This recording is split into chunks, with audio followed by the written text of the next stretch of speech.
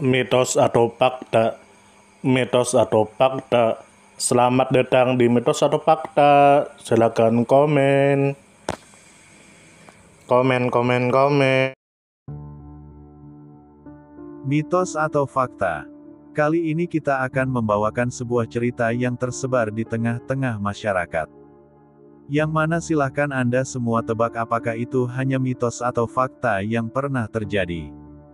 Tentu kita semua tahu bahwa mitos itu adalah cerita yang dipercaya sebagai hasil imajinasi dan kebenarannya tidak dapat dibuktikan. Sedangkan fakta adalah suatu peristiwa atau keadaan yang benar-benar terjadi dan dapat dibuktikan. Fakta dapat diperoleh melalui pengamatan terhadap suatu objek atau peristiwa. Sekarang masuk ke video. Nuh atau Noah. Tentu saja kemungkinan tidak asing di telinga kita terlebih bagi para orang-orang yang pernah mendengarnya. Lalu disebutkan menurut kabar yang beredar bahwa berlalulah beberapa tahun dari kematian Nabi Adam. Bunga-bunga berguguran di sekitar kuburannya dan pohon-pohon dan batu-batuan tampak tidak bergairah. Banyak hal berubah di muka bumi. Dan sesuai dengan hukum umum, terjadilah kealpaan terhadap wasiat Nabi Adam. Kesalahan yang dahulu kembali terulang. Kesalahan dalam bentuk kelupaan, meskipun kali ini terulang secara berbeda. Sebelum lahirnya kaum Nabi Nuh, telah hidup 5 orang saleh dari kakek-kakek kaum Nabi Nuh. Mereka hidup selama beberapa zaman kemudian mereka mati. Nama-nama mereka adalah Wed, Suwa, Yakhuts, Yahuk dan Nasr. Setelah kematian mereka, orang-orang membuat patung-patung dari mereka, dalam rangka menghormati mereka dan sebagai peringatan terhadap mereka. Kemudian berlalulah waktu, lalu orang-orang yang memahat patung itu mati. Lalu datanglah anak-anak mereka, kemudian anak-anak itu mati, dan datanglah cucu-cucu mereka. Kemudian timbullah berbagai dongeng dan hurafat yang membelenggu akal manusia di mana disebutkan bahwa patung-patung itu memiliki kekuatan khusus. Disinilah iblis memanfaatkan kesempatan, dan ia membisikkan kepada manusia bahwa berhala-berhala tersebut adalah Tuhan yang dapat mendatangkan manfaat dan menolak bahaya sehingga akhirnya manusia menyembah berhala-berhala itu. Kami tidak mengetahui sumber yang terpercaya berkenaan dengan bagaimana bentuk kehidupan ketika penyembahan terhadap berhala dimulai di bumi, namun kami mengetahui hukum umum yang tidak pernah berubah ketika manusia mulai cenderung kepada syirik. Dalam situasi seperti itu, kejahatan akan memenuhi bumi dan akal manusia akan kalah, serta akan meningkatnya kezaliman dan banyaknya orang-orang yang teraniaya. Yang kaya semakin kaya dan yang miskin semakin miskin. Alhasil, kehidupan manusia semuanya akan berubah menjadi neraka jahim. Situasi demikian ini pasti terjadi ketika manusia menyembah selain Allah, baik yang disembah itu berhala dari batu, anak sapi dari emas, penguasa dari manusia, sistem dari berbagai sistem, mazhab dari berbagai mazhab, atau kuburan seorang wali. Sebab satu-satunya yang menjamin persamaan di antara manusia adalah saat mereka hanya menyembah Allah dan saat Dia diakui sebagai pencipta mereka dan yang membuat undang-undang bagi mereka. Tetapi saat jaminan ini hilang lalu ada seorang yang mengklaim, atau ada sistem yang mengklaim memiliki wewenang ketuhanan maka manusia akan binasa dan akan hilanglah kebebasan mereka sepenuhnya.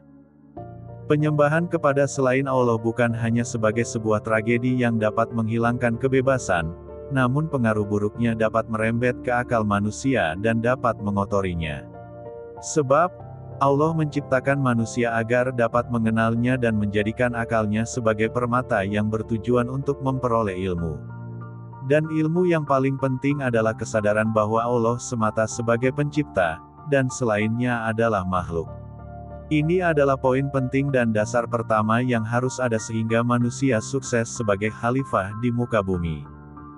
Ketika akal manusia kehilangan potensinya dan berpaling ke selain Allah maka manusia akan tertimpa kesalahan. Terkadang seseorang mengalami kemajuan secara materi karena ia berhasil melalui jalan-jalan kemajuan, meskipun ia tidak beriman kepada Allah, namun kemajuan materi ini yang tidak disertai dengan pengenalan kepada Allah akan menjadi siksa yang lebih keras daripada siksaan apapun, karena ia pada akhirnya akan menghancurkan manusia itu sendiri. Ketika manusia menyembah selain Allah, maka akan meningkatlah penderitaan kehidupan dan kefakiran manusia. Terdapat hubungan kuat antara kehinaan manusia dan kefakiran mereka, serta tidak berimannya mereka kepada Allah. Allah berfirman yang artinya, seandainya penduduk negeri-negeri beriman dan bertakwa, pastilah kami akan melimpahkan kepada mereka berkah dari langit dan bumi. Quran Surah Al-A'raf ayat 96. Demikianlah, bahwa kufur kepada Allah atau syirik kepadanya akan menyebabkan hilangnya kebebasan dan hancurnya akal serta meningkatnya kefakiran, serta kosongnya kehidupan dari tujuan yang mulia. Dalam situasi seperti ini, Allah mengutus Nuh untuk membawa ajarannya kepada kaumnya. Nabi Nuh adalah seorang hamba yang akalnya tidak terpengaruh oleh polusi kolektif, yang menyembah selain Allah. Allah memilih hambanya Nuh dan mengutusnya di tengah-tengah kaumnya. Nuh membuat revolusi pemikiran. Ia berada di puncak kemuliaan dan kecerdasan. Ia merupakan manusia terbesar di zamannya. Ia bukan seorang raja di tengah-tengah kaumnya, bukan penguasa mereka, dan bukan juga orang yang paling kaya di antara mereka. Kita mengetahui bahwa kebesaran tidak selalu berhubungan dengan kerajaan, kekayaan, dan kekuasaan. Tiga hal tersebut biasanya dimiliki oleh jiwa-jiwa yang hina. Namun kebesaran terletak pada kebersihan hati, kesucian nurani, dan kemampuan akal untuk mengubah kehidupan di sekitarnya. Nabi Nuh memiliki semua itu, bahkan lebih dari itu. Nabi Nuh adalah manusia yang mengingat dengan baik perjanjian Allah dengan Nabi Adam dan anak-anaknya, ketika Dia menciptakan mereka di alam atom. Berdasarkan fitrah, ia beriman kepada Allah sebelum pengutusannya pada manusia. Dan semua nabi beriman kepada Allah sebelum mereka diutus. Di antara mereka ada yang mencari Allah seperti Nabi Ibrahim. Ada juga di antara mereka yang beriman kepadanya dari lubuk hati yang paling dalam, seperti Nabi Musa, dan di antara mereka juga ada yang beribadah kepadanya dan menyendiri di Gua Hira, seperti Nabi Muhammad. Terdapat sebab lain berkenaan dengan kebesaran Nabi Nuh. Ketika ia bangun, tidur, makan, minum, atau mengenakan pakaian, masuk atau keluar, ia selalu bersyukur kepada Allah dan memujinya, serta mengingat nikmat-Nya dan selalu bersyukur kepadanya. Oleh karena itu, Allah berkata tentang Nuh, sesungguhnya dia adalah hamba Allah, yang banyak bersyukur. Quran Surah Al-Isra ayat 3. Allah memilih hambanya yang bersyukur dan mengutusnya sebagai nabi pada kaumnya. Nabi Nuh keluar menuju kaumnya dan memulai dakwahnya. Wahai kaumku, sembahlah Allah, sekali-kali tidak ada Tuhan bagimu selainnya. Sesungguhnya kalau kamu tidak menyembah Allah, aku takut kamu akan ditimpa azab hari yang besar. Quran Surah Al-A'raf ayat 59. Dengan kalimat yang singkat tersebut, Nabi Nuh meletakkan hakikat ketuhanan kepada kaumnya dan hakikat hari kebangkitan. Di sana hanya ada satu pencipta yang berhak disembah. Di sana terdapat kematian, kemudian kebangkitan, kemudian hari kiamat. Hari yang besar yang di dalamnya terdapat siksaan yang besar. Nabi Nuh menjelaskan kepada kaumnya bahwa mustahil terdapat selain Allah yang Maha Esa sebagai pencipta. Ia memberikan pengertian kepada mereka, bahwa setan telah lama menipu mereka dan telah tiba waktunya untuk menghentikan tipuan ini. Nuh menyampaikan kepada mereka, bahwa Allah telah memuliakan manusia, Dia telah menciptakan mereka, memberi mereka rezeki, dan menganugerahi akal kepada mereka. Manusia mendengarkan dakwahnya dengan penuh kehusukan. Dakwah Nabi Nuh cukup mengguncangkan jiwa mereka. Laksana tembok yang akan roboh yang saat itu di situ ada seorang yang tertidur dan engkau menggoyang tubuhnya agar ia bangun. Barangkali ia akan takut dan ia marah meskipun engkau bertujuan untuk menyelamatkannya. Akar-akar kejahatan yang ada di bumi mendengar dan merasakan ketakutan. Pilar-pilar kebencian terancam dengan cinta ini yang dibawa oleh Nabi Nuh. Setelah mendengar dakwah Nabi Nuh, kaumnya terpecah menjadi dua kelompok. Kelompok orang-orang lemah, orang-orang fakir, dan orang-orang yang menderita, di mana mereka merasa dilindungi dengan dakwah Nabi Nuh, sedangkan kelompok yang kedua adalah kelompok orang-orang kaya, orang-orang kuat, dan para penguasa di mana mereka menghadapi dakwah Nabi Nuh dengan penuh keraguan. Bahkan ketika mereka mempunyai kesempatan, mereka mulai melancarkan serangan untuk melawan Nabi Nuh. Mula-mula mereka menuduh bahwa Nabi Nuh adalah manusia biasa seperti mereka. Maka berkatalah pemimpin-pemimpin yang kafir dari kaumnya, kami tidak melihat kamu, melainkan sebagai seorang manusia biasa seperti kami. Quran Surah Hud ayat 27. Dalam tafsir Al-Quturbi disebutkan, masyarakat yang menentang dakwahnya adalah para pembesar dari kaumnya. Mereka dikatakan al-mala, karena mereka seringkali berkata. Misalnya mereka berkata kepada Nabi Nuh, "Wahai Nuh, engkau adalah manusia biasa." Padahal Nabi Nuh juga mengatakan bahwa ia memang manusia biasa. Allah mengutus seorang rasul dari manusia ke bumi karena bumi dihuni oleh manusia. Seandainya bumi dihuni oleh para malaikat, niscaya Allah mengutus seorang rasul dari malaikat. Berlanjutlah peperangan antara orang-orang kafir dan Nabi Nuh.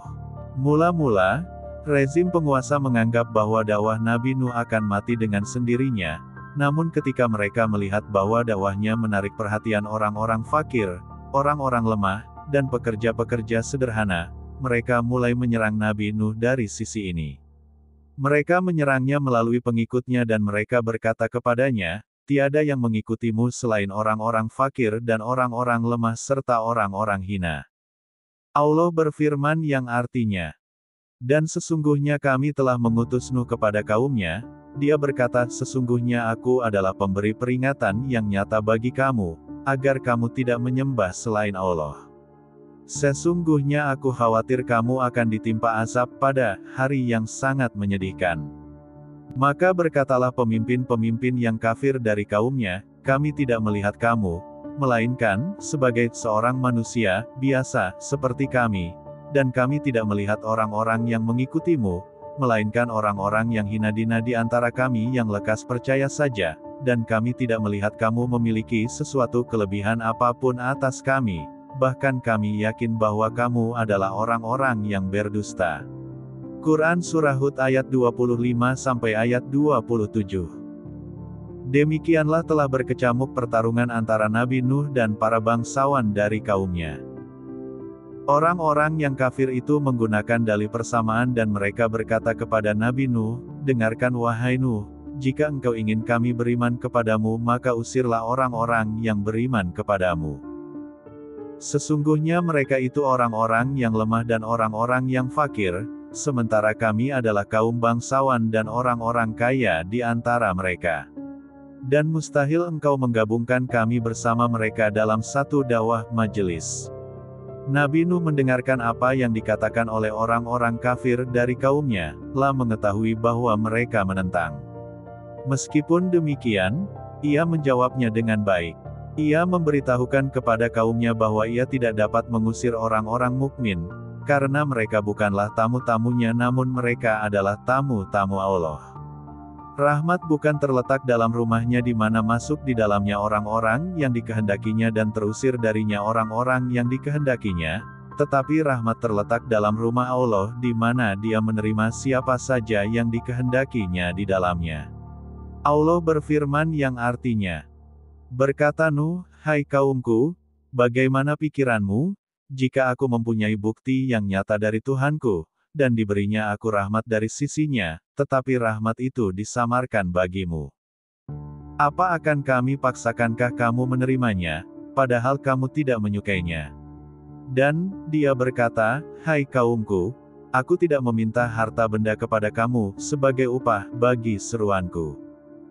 Upahku hanyalah dari Allah dan aku sekali-kali tidak akan mengusir orang-orang yang telah beriman. Sesungguhnya mereka akan bertemu dengan Tuhannya, akan tetapi aku memandangmu suatu kaum yang tidak mengetahui." Dan dia berkata, "Hai kaumku, siapakah yang dapat menolongku dari azab Allah jika aku mengusir mereka? Maka tidakkan kamu mengambil pelajaran? Dan aku tidak mengatakan kepada kamu bahwa aku mempunyai gudang-gudang rezeki dan kekayaan dari Allah, dan aku tidak mengetahui hal yang gaib, dan tidak pula aku mengatakan, sesungguhnya aku adalah malaikat, dan tidak juga aku mengatakan kepada orang-orang yang dipandang hina oleh penglihatanmu, sekali-kali Allah tidak akan mendatangkan kebaikan kepada mereka. Allah lebih mengetahui apa yang ada pada mereka. Sesungguhnya aku kalau begitu benar-benar termasuk orang-orang yang zalim. Quran Surah Hud ayat 28 sampai ayat 31. Nuh mematahkan semua argumentasi orang-orang kafir dengan logika para nabi yang mulia. Yaitu, logika pemikiran yang sunyi dari kesombongan pribadi dan kepentingan-kepentingan khusus. Nabi Nuh berkata kepada mereka bahwa Allah telah memberinya agama, kenabian, dan rahmat. Sedangkan mereka tidak melihat apa yang diberikan Allah kepadanya. Selanjutnya, ia tidak memaksakan mereka untuk mempercayai apa yang disampaikannya saat mereka membenci. Kalimat tauhid tiada Tuhan selain Allah, tidak dapat dipaksakan atas seseorang. Ia memberitahukan kepada mereka bahwa ia tidak meminta imbalan dari mereka atas dakwahnya. Ia tidak meminta harta dari mereka sehingga memberatkan mereka. Sesungguhnya ia hanya mengharapkan pahala imbalan dari Allah. Allah lah yang memberi pahala kepadanya. Nabi Nuh menerangkan kepada mereka bahwa ia tidak dapat mengusir orang-orang yang beriman kepada Allah. Meskipun sebagai nabi, ia memiliki keterbatasan dan keterbatasan itu adalah tidak diberikannya hak baginya untuk mengusir orang-orang yang beriman karena dua alasan. Bahwa mereka akan bertemu dengan Allah dalam keadaan beriman kepadanya, maka bagaimana ia akan mengusir orang yang beriman kepada Allah? Kemudian seandainya ia mengusir mereka, maka mereka akan menentangnya di hadapan Allah. Ini berakibat pada pemberian pahala dari Allah atas keimanan mereka dan balasannya atas siapapun yang mengusir mereka. Maka siapakah yang dapat menolong Nabi Nuh dari siksa Allah seandainya ia mengusir mereka? Demikianlah Nabi Nuh menunjukkan bahwa permintaan kaumnya agar ia mengusir orang-orang mukmin adalah tindakan bodoh dari mereka. Nabi Nuh kembali menyatakan bahwa ia tidak dapat melakukan sesuatu yang di luar wewenangnya, dan ia memberitahu mereka akan kerendahannya dan kepatuhannya kepada Allah. Ia tidak dapat melakukan sesuatu yang merupakan bagian dari kekuasaan Allah, yaitu pemberian nikmatnya kepada hamba-hambanya yang dikehendakinya. Ia tidak mengetahui ilmu gaib, karena ilmu gaib hanya khusus dimiliki oleh Allah. Ia juga memberitahukan kepada mereka bahwa ia bukan seorang raja, yakni kedudukannya bukan seperti kedudukan para malaikat. Sebagian ulama berargumentasi dari ayat ini bahwa para malaikat lebih utama daripada para nabi, silakan melihat tafsir Qurtubi. Nabi Nuh berkata kepada mereka, sesungguhnya orang-orang yang kalian pandang sebelah mata, dan kalian hina dari orang-orang mukmin yang kalian remehkan itu, sesungguhnya pahala mereka itu tidak sirna dan tidak berkurang dengan adanya penghinaan kalian terhadap mereka. Sungguh Allah lebih tahu terhadap apa yang ada dalam diri mereka. Dialah yang membalas amal mereka. Sungguh aku telah menganiaya diriku sendiri seandainya aku mengatakan bahwa Allah tidak memberikan kebaikan kepada mereka. Kemudian rezim penguasa mulai bosan dengan debat ini yang disampaikan oleh Nabi Nuh. Allah menceritakan sikap mereka terhadap Nabi Nuh dalam firman-Nya. Mereka berkata, "Hai Nuh, sesungguhnya kamu telah berbantah dengan kami, dan kamu telah memperpanjang bantahanmu terhadap kami, maka datangkanlah kepada kami azab yang kamu ancamkan kepada kami, jika kamu termasuk orang-orang yang benar." Nuh menjawab, "Hanyalah Allah yang akan mendatangkan azab itu kepadamu jika Dia menghendaki, dan kamu sekali-kali tidak dapat melepaskan diri. Dan tidaklah bermanfaat kepadamu nasihatku jika aku hendak memberi nasihat kepada kamu, sekiranya Allah hendak menyesatkan kamu. Dia adalah Tuhanmu, dan kepadanyalah kamu dikembalikan." Quran Surah Hud ayat 32 sampai ayat 34. Nabi Nuh menambahkan bahwa mereka tersesat dari jalan Allah. Allah lah yang menjadi sebab terjadinya segala sesuatu, namun mereka memperoleh kesesatan disebabkan oleh ikhtiar mereka dan kebebasan mereka serta keinginan mereka. Dahulu iblis berkata, "Karena engkau telah menghukum saya tersesat." Quran Surah Al-A'raf ayat 16. Secara zahir tampak bahwa makna ungkapan itu berarti Allah lah yang menyesatkannya, padahal hakikat adalah bahwa Allah telah memberinya kebebasan dan kemudian dia akan meminta pertanggungjawabannya. Kita tidak sependapat dengan pandangan Al-Qadariyah, Al-Mu'tazilah, dan Imamiyah. Mereka berpendapat bahwa keinginan manusia cukup sebagai kekuatan untuk melakukan perbuatannya, baik berupa ketaatan maupun kemaksiatan. Karena bagi mereka, manusia adalah pencipta perbuatannya. Dalam hal itu, ia tidak membutuhkan Tuhannya. Kami tidak mengambil pendapat mereka secara mutlak. Kami berpendapat bahwa manusia memang menciptakan perbuatannya namun ia membutuhkan bantuan Tuhannya dalam melakukannya. Alhasil, Allah mengerahkan setiap makhluk sesuai dengan arah penciptaannya, baik pengarahan itu menuju kebaikan atau keburukan. Ini termasuk kebebasan sepenuhnya. Manusia memilih dengan kebebasannya kemudian Allah mengerahkan jalan menuju pilihannya itu. Iblis memilih jalan kesesatan maka Allah mengerahkan jalan kesesatan itu padanya, sedangkan orang-orang kafir dari kaum Nabi Nuh memilih jalan yang sama maka Allah pun mengerahkan jalan itu pada mereka. Peperangan pun berlanjut, dan perdebatan antara orang-orang kafir dan Nabi Nuh semakin melebar, sehingga ketika argumentasi-argumentasi mereka terpatahkan dan mereka tidak dapat mengatakan sesuatu yang pantas, mereka mulai keluar dari batas-batas adab dan berani mengejek Nabi Allah. Pemuka-pemuka dari kaumnya berkata, sesungguhnya kami memandang kamu berada dalam kesesatan yang nyata. Quran Surah Al-A'raf ayat 60. Nabi Nuh menjawab dengan menggunakan sopan santun para nabi yang agung. Nuh menjawab, hai kaumku, tak ada padaku kesesatan sedikit pun tetapi aku adalah utusan dari Tuhan semesta alam. Aku sampaikan kepadamu amanat-amanat Tuhanku dan aku memberi nasihat kepadamu, dan aku mengetahui dari Allah apa yang tidak kamu ketahui. Quran Surah Al-A'raf ayat 61 sampai ayat 62. Nabi Nuh tetap melanjutkan dakwah di tengah-tengah kaumnya, waktu demi waktu, hari demi hari, dan tahun demi tahun. Berlalulah masa yang panjang itu, namun Nabi Nuh tetap mengajak kaumnya. Nabi Nuh berdakwah kepada mereka siang malam, dengan sembunyi-sembunyi dan terang-terangan, bahkan ia pun memberikan contoh-contoh pada mereka. Ia menjelaskan kepada mereka tanda-tanda kebesaran Allah dan kekuasaannya di dunia. Namun setiap kali ia mengajak mereka untuk menyembah Allah, mereka lari darinya, dan setiap kali ia mengajak mereka agar Allah mengampuni mereka, mereka meletakkan jari-jari mereka di telinga-telinga mereka dan mereka menampakkan kesombongan di depan kebenaran. Allah menceritakan apa yang dialami oleh Nabi Nuh dalam firman-Nya. Nuh berkata, ya Tuhanku, sesungguhnya aku telah menyeru kaumku malam dan siang, maka seruanku itu hanyalah menambah mereka lari dari kebenaran. Dan sesungguhnya setiap kali aku menyeru mereka agar engkau mengampuni mereka, mereka memasukkan anak jari mereka ke dalam telinganya dan menutupkan bajunya ke mukanya, dan mereka tetap mengingkari dan menyombongkan diri dengan keterlaluan. Kemudian sesungguhnya aku telah menyeru mereka dengan cara yang terang-terangan, kemudian aku menyeru mereka lagi dengan terang-terangan dan dengan diam-diam, maka aku katakan kepada mereka, mohonlah ampun kepada Tuhanmu. Sesungguhnya Dia adalah Maha Pengampun.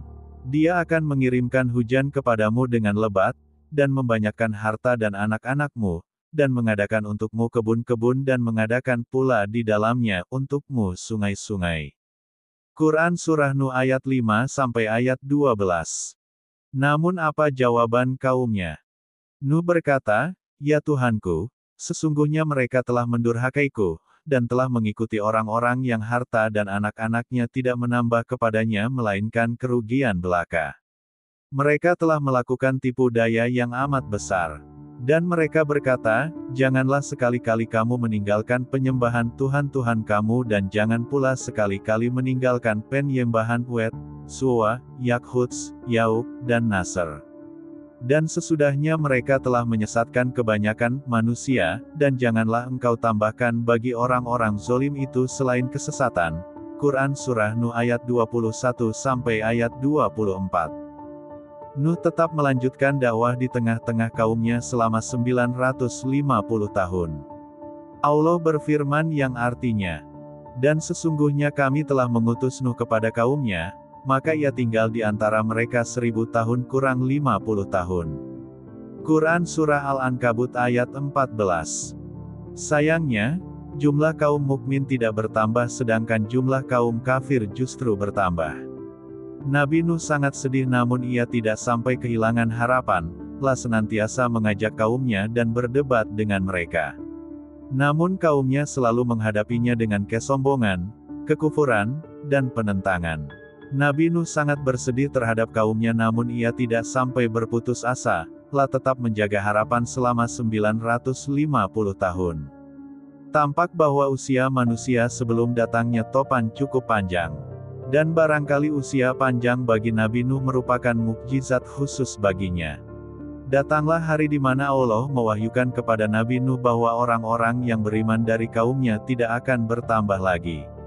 Allah mewahyukan kepadanya agar ia tidak bersedih atas tindakan mereka. Maka pada saat itu, Nabi Nuh berdoa agar orang-orang kafir dihancurkan, lah berkata, "Ya Tuhanku, janganlah Engkau biarkan seorang pun di antara orang-orang kafir itu tinggal di atas bumi." Quran Surah Nuh ayat 26. Nabi Nuh membenarkan doanya dengan alasan, "Sesungguhnya jika Engkau biarkan mereka tinggal, niscaya mereka akan menyesatkan hamba-hambamu, dan mereka tidak akan melahirkan selain anak yang berbuat maksiat dan kafir." Quran Surah Nuh ayat 27. Allah berfirman dalam surah Hud yang artinya, "Dan diwahyukan kepada Nuh, bahwasannya sekali-kali tidak akan beriman di antara kaummu, kecuali orang-orang yang telah beriman saja, karena itu janganlah kamu bersedih hati tentang apa yang selalu mereka kerjakan. Dan buatlah bahtera itu dengan pengawasan dan petunjuk wahyu kami, dan janganlah kamu bicarakan dengan aku tentang orang-orang yang zolim itu. Sesungguhnya mereka itu akan ditenggelamkan." Quran Surah Hud ayat 36 sampai ayat 37. Kemudian Allah menetapkan hukumnya atas orang-orang kafir, yaitu datangnya angin topan. Allah memberitahu Nuh bahwa ia akan membuat perahu ini dengan pengawasan kami dan wahyu kami, yakni dengan ilmu Allah dan pengajarannya, serta sesuai dengan pengarahannya dan bantuan para malaikat. Allah menetapkan perintahnya kepada Nuh. "Dan janganlah kamu bicarakan dengan aku tentang orang-orang yang zolim itu. Sesungguhnya mereka itu akan ditenggelamkan." Quran Surah Hud ayat 37. Allah menenggelamkan orang-orang yang zolim, apapun kedudukan mereka dan apapun kedekatan mereka dengan Nabi. Allah melarang nabinya untuk berdialog dengan mereka atau menengahi urusan mereka. Nabi Nuh mulai menanam pohon untuk membuat perahu darinya.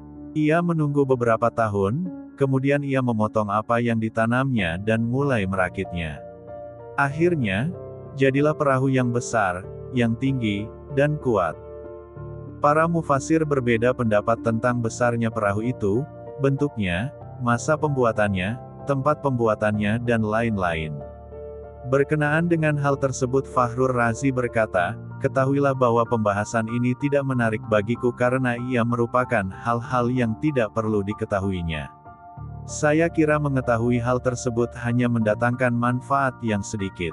Mudah-mudahan Allah merahmati Fakhrur Razi yang menyatakan kebenaran dengan kalimatnya itu. Kita tidak mengetahui hakikat perahu ini, kecuali apa yang telah Allah ceritakan kepada kita tentang hal itu. Misalnya, kita tidak mengetahui di mana ia dibuat, berapa panjangnya atau lebarnya, dan kita secara pasti tidak mengetahui selain tempat yang ditujunya setelah ia berlabuh. Allah tidak memberikan keterangan secara detail berkenaan dengan hal tersebut yang tidak memberikan kepentingan pada kandungan cerita dan tujuannya yang penting.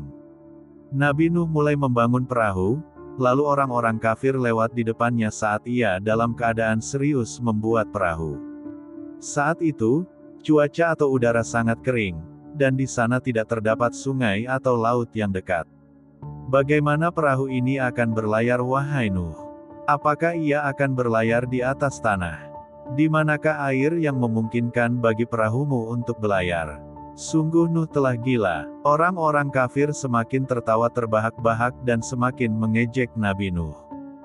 Puncak pertentangan dalam kisah Nabi Nuh tampak dalam masa ini.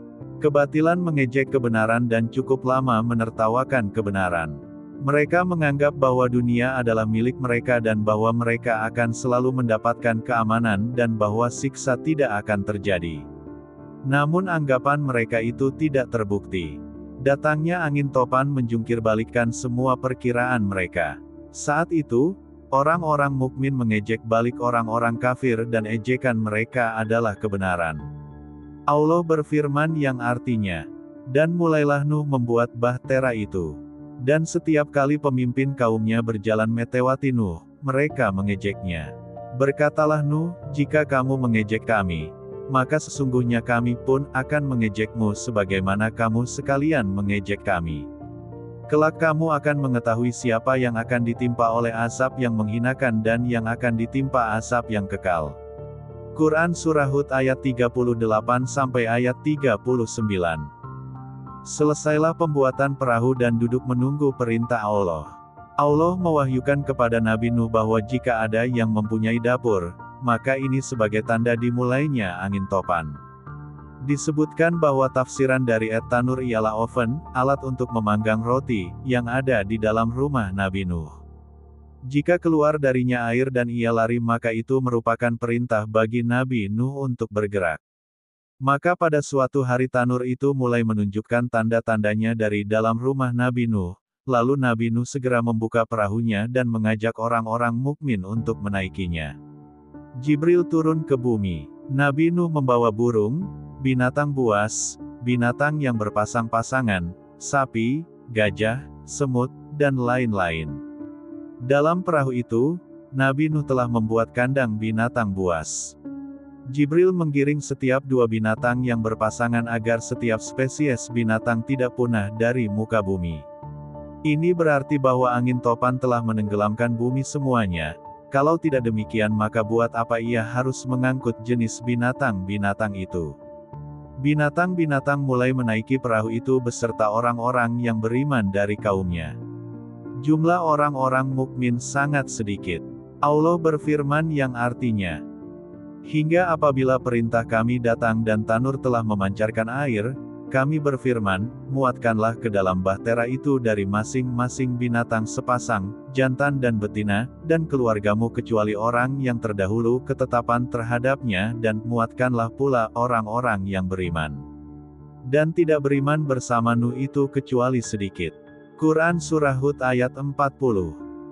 Istri Nabi Nuh tidak beriman kepadanya sehingga ia tidak ikut menaiki perahu, dan salah satu anaknya menyembunyikan kekafirannya dengan menampakkan keimanan di depan Nabi Nuh, dan ia pun tidak ikut menaikinya. Mayoritas manusia saat itu tidak beriman sehingga mereka tidak turut berlayar. Hanya orang-orang mukmin yang mengarungi lautan bersamanya. Ibnu Abbas berkata, terdapat 80 orang dari kaum Nabi Nuh yang beriman kepadanya. Air mulai meninggi yang keluar dari celah-celah bumi. Tiada satu celah pun di bumi kecuali keluar air darinya. Sementara dari langit turunlah hujan yang sangat deras yang belum pernah turun hujan dengan curah seperti itu di bumi, dan tidak akan ada hujan seperti itu sesudahnya. Lautan semakin bergolak dan ombaknya menerpa apa saja dan menyapu bumi. Perut bumi bergerak dengan gerakan yang tidak wajar sehingga bola bumi untuk pertama kalinya tenggelam dalam air sehingga ia menjadi bola air. Allah berfirman yang artinya, "Maka kami bukakan pintu-pintu langit dengan menurunkan air yang tercurah. Dan kami jadikan bumi memancarkan mata air maka bertemulah air-air itu untuk satu urusan yang sungguh telah ditetapkan. Dan kami angkut Nuh ke atas bahtera, yang terbuat dari papan dan paku." Quran Surah Al-Qamar ayat 11 sampai ayat 13. Air meninggi di atas kepala manusia, dan ia melampaui ketinggian pohon, bahkan puncak gunung. Akhirnya, permukaan bumi diselimuti dengan air. Ketika mula-mula datang topan, Nabi Nuh memanggil putranya. Putranya itu berdiri agak jauh darinya.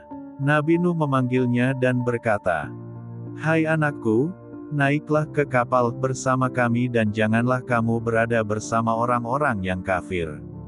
Quran Surah Hud ayat 42. Anak itu menjawab ajakan ayahnya. Aku akan mencari perlindungan ke gunung yang dapat memeliharaku dari air bah. Quran Surah Hud ayat 43. Nabi Nuh kembali menyerunya. Tidak ada yang melindungi hari ini dari azab Allah selain orang yang dirahmatinya.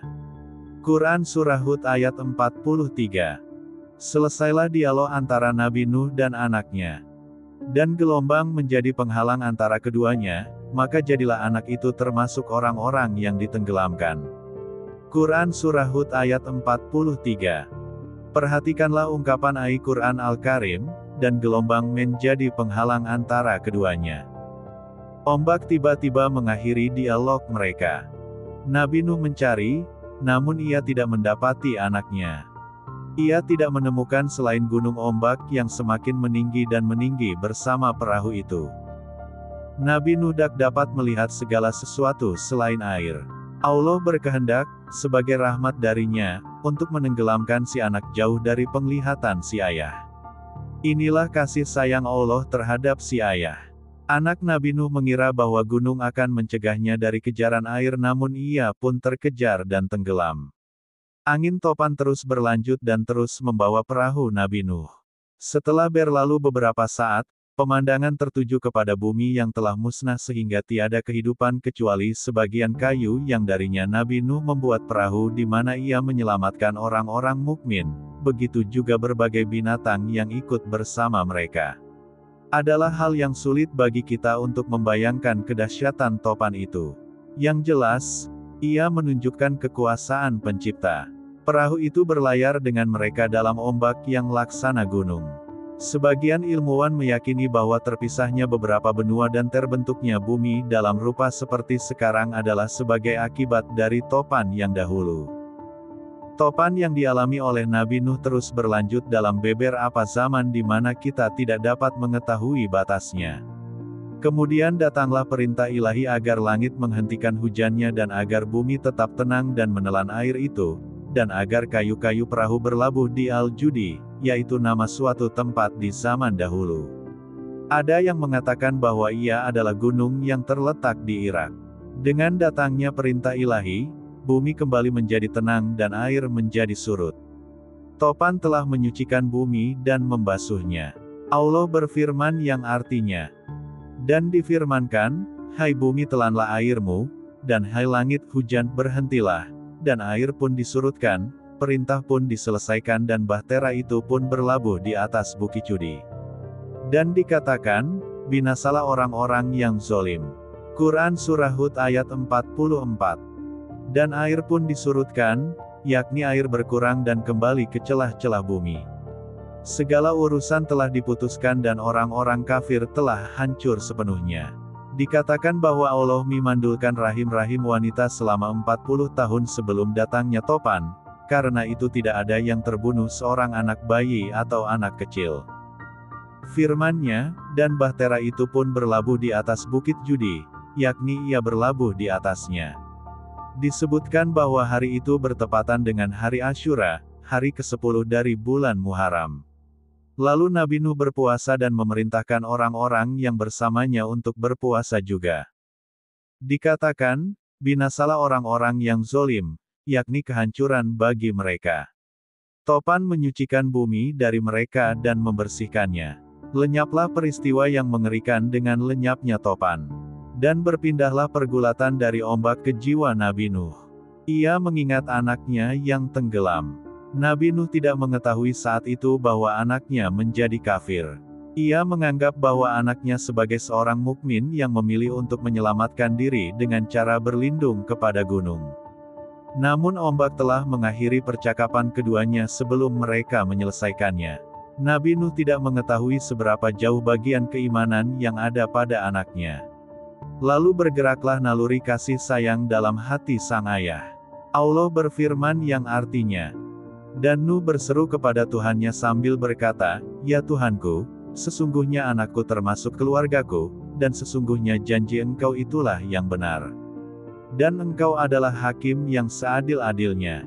Quran Surah Hud ayat 45. Nuh ingin berkata kepada Allah bahwa anaknya termasuk dari keluarganya yang beriman dan dia menjanjikan untuk menyelamatkan keluarganya yang beriman. Allah berkata dan menjelaskan kepada Nuh keadaan sebenarnya yang ada pada anaknya. Hai Nuh, sesungguhnya dia bukanlah termasuk keluargamu, yang dijanjikan akan diselamatkan. Sesungguhnya perbuatannya tidak baik. Sebab itu, janganlah kamu memohon kepadaku sesuatu yang kamu tidak mengetahui hakikat. Aku memperingatkan kepadamu supaya kamu jangan termasuk orang-orang yang tidak berpengetahuan. Quran Surah Hud ayat 46. Al-Qurtubi berkata, menukil dari guru-gurunya dari kalangan ulama, ini adalah pendapat yang kami dukung. Anaknya berada di sisinya, yakni bersama Nabi Nuh dan dalam dugaannya ia seorang mukmin. Nabi Nuh tidak berkata kepada Tuhannya, sesungguhnya anakku termasuk keluargaku, kecuali karena ia memang menampakkan hal yang demikian kepadanya. Sebab, mustahil ia meminta kehancuran orang-orang kafir kemudian ia meminta agar sebagian mereka diselamatkan. Anaknya menyembunyikan kekufuran dan menampakkan keimanan. Lalu Allah memberitahukan kepada Nuh ilmu gaib yang khusus dimilikinya. Yakni Allah memberitahunya keadaan sebenarnya dari anaknya. Allah ketika menasihatinya agar jangan sampai ia menjadi orang-orang yang tidak mengerti. Dia ingin menghilangkan darinya anggapan bahwa anaknya beriman kemudian mati bersama orang-orang kafir. Di sana terdapat pelajaran penting yang terkandung dalam ayat-ayat yang mulia itu, yang menceritakan kisah Nabi Nuh bersama anaknya. Allah ingin berkata kepada nabinya yang mulia bahwa anaknya bukan termasuk keluarganya karena ia tidak beriman kepada Allah. Hubungan darah bukanlah hubungan hakiki di antara manusia. Anak seorang nabi adalah anaknya yang meyakini akidah, yaitu mengikuti Allah dan Nabi, dan bukan anaknya yang menentangnya, meskipun berasal dari sulbinya. Jika demikian seorang mukmin harus menghindar dari kekufuran. Dan di sini juga harus diteguhkan hubungan sesama akidah di antara orang-orang mukmin. Adalah tidak benar jika hubungan sesama mereka dibangun berdasarkan darah, ras, warna kulit, atau tempat tinggal.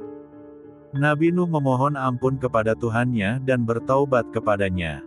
Kemudian Allah merahmatinya dan memerintahkannya untuk turun dari perahu dalam keadaan dipenuhi dengan keberkahan dari Allah dan penjagaannya. Nuh berkata, "Ya Tuhanku, sesungguhnya aku berlindung kepada Engkau dari memohon kepada Engkau sesuatu yang aku tiada mengetahui hakikat. Dan sekiranya Engkau tidak memberi ampun kepadaku, dan tidak menaruh belas kasihan kepadaku, niscaya aku akan termasuk orang-orang yang merugi." Quran Surah Hud 47 difirmankan, "Hai Nuh, turunlah dengan selamat dan penuh keberkatan dari kami atasmu dan atas umat-umat yang beriman dari orang-orang yang bersamamu." Quran Surah Hud ayat 48. Nabi Nuh turun dari perahunya dan ia melepaskan burung-burung dan binatang-binatang buas sehingga mereka menyebar ke bumi. Setelah itu, orang-orang mukmin juga Nabi Nuh meletakkan dahinya ke atas tanah dan bersujud. Saat itu bumi masih basah karena pengaruh topan.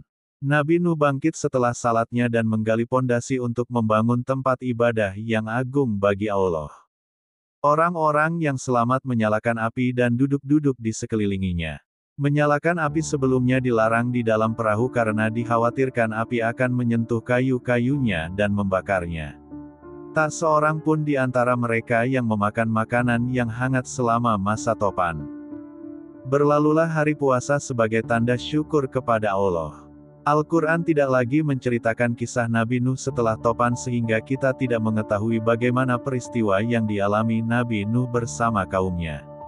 Yang kita ketahui atau yang perlu kita tegaskan bahwa Nabi Nuh mewasiatkan kepada putra-putranya saat ia meninggal agar mereka hanya menyembah Allah. Kisah Nabi Nuh, atau Noah dalam tradisi Yahudi Kristen, adalah salah satu yang paling dikenal dalam tiga agama besar, Islam, Kristen, dan Yahudi. Namun, di luar versi keagamaan yang resmi, banyak mitos, legenda, dan cerita rakyat yang berkembang di berbagai budaya. Berikut beberapa mitos atau kepercayaan populer seputar Nuh. 1. Bahtera Nuh ada di Gunung Ararat. Mitos, banyak orang percaya bahwa sisa-sisa Bahtera Nuh masih ada di Gunung Ararat di Turki modern. Fakta, belum ada bukti ilmiah yang benar-benar meyakinkan bahwa bangkai kapal ditemukan di sana, meskipun beberapa ekspedisi mengklaim menemukan struktur mirip kapal. 2. Seluruh dunia terendam air. Mitos, kisah banjir Nuh sering dipahami sebagai banjir global yang menenggelamkan seluruh permukaan bumi. Penafsiran alternatif, beberapa ilmuwan dan peneliti Alkitab menyatakan bahwa mungkin itu adalah banjir besar lokal di daerah Mesopotamia yang ditafsirkan sebagai seluruh dunia oleh masyarakat saat itu. 3. Hewan-hewan masuk berpasangan. Mitos umum, semua hewan masuk ke Bahtera sepasang-sepasang, jantan dan betina. Catatan, dalam teks Alkitab Kejadian 7:2-3, disebutkan bahwa hewan yang tahiran, ritualnya suci, diambil 7 pasang, sedangkan yang tidak tahir, 1 pasang. Dalam Al-Quran, disebutkan bahwa tiap jenis dibawa berpasangan, tetapi tidak dirinci jumlahnya. 4. Nuh membawa semua jenis hewan di dunia. Mitos, bahwa seluruh spesies hewan dunia dibawa ke dalam Bahtera. Tantangan logika, ini menimbulkan pertanyaan logistik dan ilmiah tentang bagaimana mungkin semua spesies bisa muat dan hidup di kapal selama berbulan-bulan. Beberapa pandangan menganggap bahwa hewan-hewan lokal di wilayah Mesopotamia saja yang dibawa. 5. Bahtera Nuh berlayar selama 40 hari 40 malam. Mitos umum, air turun selama 40 hari 40 malam dan kemudian langsung surut. Teks-teks suci berbeda-beda, dalam Alkitab, air hujan turun selama 40 hari 40 malam, tetapi air menutupi bumi selama 150 hari. Dalam Al-Quran, tidak disebutkan lama waktu dengan angka pasti, hanya bahwa air naik dan kemudian diturunkan setelah Allah memerintahkan bumi untuk menyerap airnya. Bagaimana menurut Anda semua? Apakah cerita di atas adalah mitos dan cerita sebelum tidur atau memang fakta? Silahkan tulis di kolom komentar. Note, kami bertanya kepada Anda yang mendengar dan melihat video ini.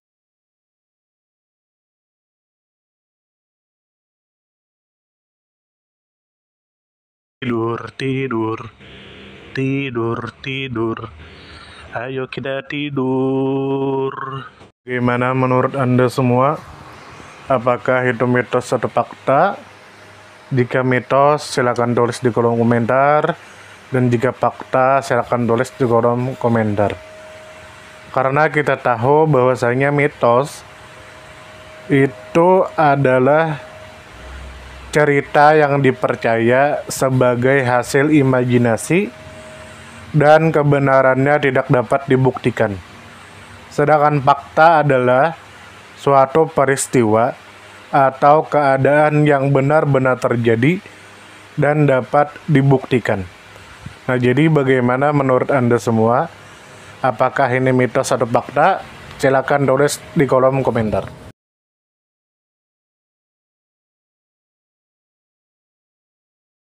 Tidur, tidur, tidur, tidur. Ayo kita tidur.